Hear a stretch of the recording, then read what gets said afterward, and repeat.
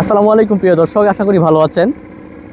আজকে এসেছি ধর্মপাশা উপজেলার শেলবরস ইউনিয়নে। আমার সামনে যে দেখতে পাচ্ছেন হাইব্রিড ধান বীজ লাল তীর সিড কোম্পানির টিয়া, এই জাতটি কৃষকদের যখন আমরা প্রণোদনার বীজ হিসেবে ডিসি প্রণোদনা দেই, তো কৃষকরা এই বীজটি এনে ভালোভাবে অঙ্কুরোদ্গম করার পর ওনারা বীজতলায় চারা তৈরি করেছিলেন।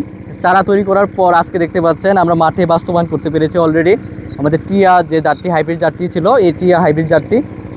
তো এই টিয়া হাইব্রিড জাতটি একর প্রতি ফলন 120 মণ পর্যন্ত আপনারা পেতে পারেন। এবং এই টিয়া জাতটি একটি সুবিধা হচ্ছে এটি উচ্চ ফলনশীল। এছাড়া আমরা যে এখানে দেখতে পাচ্ছি যে জমিটি আছে, এই জমিটি অলরেডি লাইন করে রোপণ করা হয়েছে। যদি আপনারা লাইনে চারা রোপণ করেন এবং লঘু পদ্ধতি অনুসরণ করেন, সেক্ষেত্রে দেখা যাবে যে প্রত্যেকটি গাছ সঠিক পরিমাণে আলো বাতাস পাবে এবং আলো বাতাস পেলে দেখা যায় যে ফলন ভালো হবে।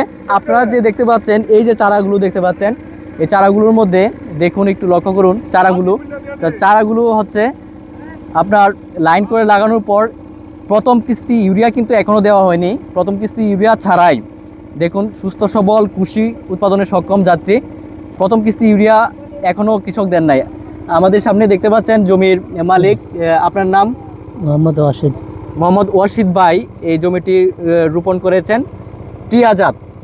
আমরা যে ডিসি প্রণোদনা দেই সেই ডিসি প্রণোদনার জাত এই টিয়া জাতটি।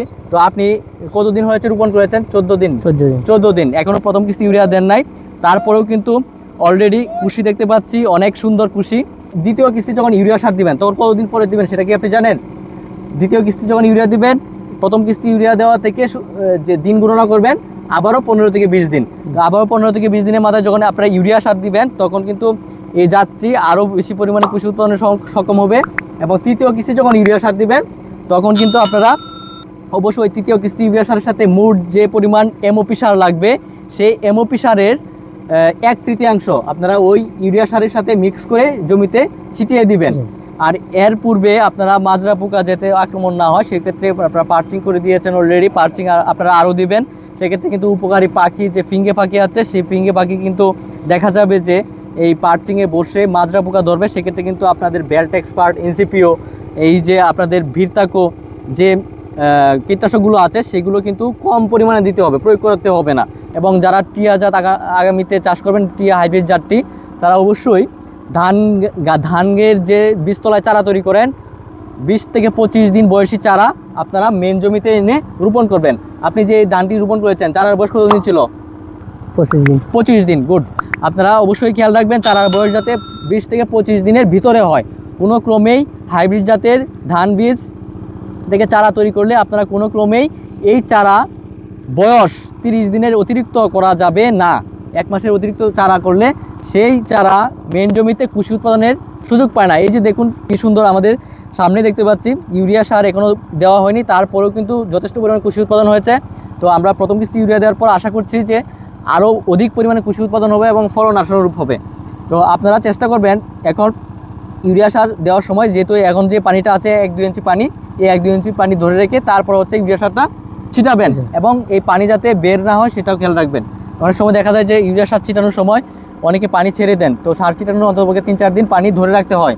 তো বড় ধান যেহেতু, তো আপনারা অবশ্যই পানি কায়স্তর আসার আগ পর্যন্ত রেখে দিতে পারেন। এবং পানির সংকট যদি হয়, সেচের সংকট, সেক্ষেত্রে আপনারা অবশ্যই একটি জিনিস খেয়াল রাখবেন। আপনারা আমাদের আধুনিক প্রযুক্তি AWD, সেই AWDও কিন্তু আপনারা ধান জমিতে বাস্তবায়ন করতে পারেন। সেক্ষেত্রে AWD যদি করতে চান সেক্ষেত্রে আপনারা প্লাস্টিকের PVC পাইপ পাবেন। সেই PVC পাইপ একটি নির্দিষ্ট পরিমাণ পুঁতে রাখলে সে দেখা যাবে যে ওই আপনার নিচে যে পানি আছে কিনা সেটা দেখা যাবে, জমিতে রসের পরিমাণ নির্ণয় করা যাবে। এবং আপনারা PVC পাইপ না পেলে ফাফা বাঁশ দিয়েও কিন্তু আপনারা ছিদ্র করে এই AWD বাস্তবায়ন করতে পারেন। সেক্ষেত্রে কিন্তু আপনাদের সেচ এত পরিমাণে দিতে হবে না। সেক্ষেত্রে শুধুমাত্র দেখা যাবে যে এই PVC পাইপের নিচে যদি পানি কোনো ক্রমে শেষ হয়ে যায় তখনই কিন্তু আপনারা সেচ দিবেন জমিতে। সেক্ষেত্রে কিন্তু আপনাদের সেচ সাশ্রয় হবে একদিকে। এবং আপনারা যদি PVC পাইপ যদি নাও দেন, আপনারা যদি সেচ অ্যাভেলেবেল থাকে, সেক্ষেত্রে আপনাদের অবশ্যই খেয়াল রাখতে হবে ধানের যে কায়স্তর এবং দানা গঠনের পূর্ব পর্যন্ত আপনাদের জমিতে যাতে 1-2 ইঞ্চি পানি থাকে।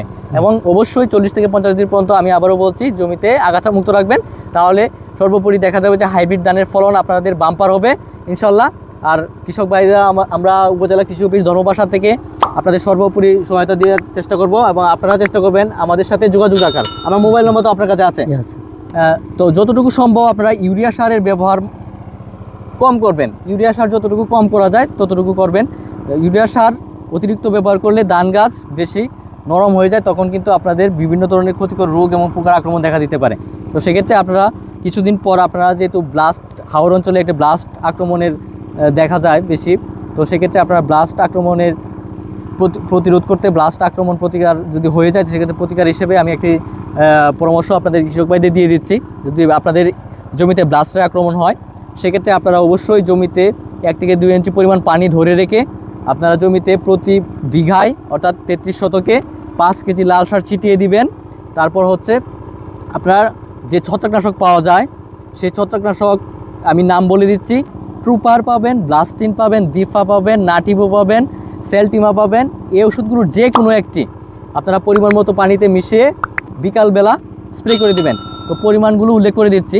যদি আপনারা ট্রুপার দেন সেক্ষেত্রে আপনারা 12 গ্রাম 16 লিটার পানিতে মিশিয়ে স্প্রে করে দিবেন। যদি ব্লাস্টিন দেন তাহলে 16 গ্রাম 16 লিটার পানিতে মিশিয়ে স্প্রে করে দিবেন। যদি নাটিভো দেন তাহলে 8 গ্রাম 16 লিটার পানিতে মিশিয়ে স্প্রে করবেন। সপ্তাহে 2টি স্প্রে করবেন, ইনশাল্লাহ আপনাদের জমিতে ব্লাস্ট মুক্ত থাকবে। যে কোনো পরামর্শের জন্য আমাদের কৃষি অফিস আপনাদের সবসময় ধর্মপাশা উপজেলার কৃষি অফিস আপনাদের পাশে আছে, পাশে থাকবে ইনশাল্লাহ। আগামীতে যারা হাইব্রিড ধান দিতে যাচ্ছেন এই পদ্ধতিগুলো অনুসরণ করে আপনারা হাইব্রিড ধান চাষ করবেন। জমির চারার বয়স অবশ্যই 25 দিন রাখবেন এবং জমিতে লাইন লঘু পার্চিং রাখবেন এবং সঠিক অনুপাতে সঠিক সুষম সার দিবেন, ইনশাল্লাহ আপনাদের জমির বাম্পার ফলন হবে। তো আজকে এই পর্যন্তই। আসসালামু আলাইকুম, আবারও দেখা হবে নতুন কোনো ভিডিওতে। সেই পর্যন্ত সুস্থ থাকুন, ভালো থাকুন।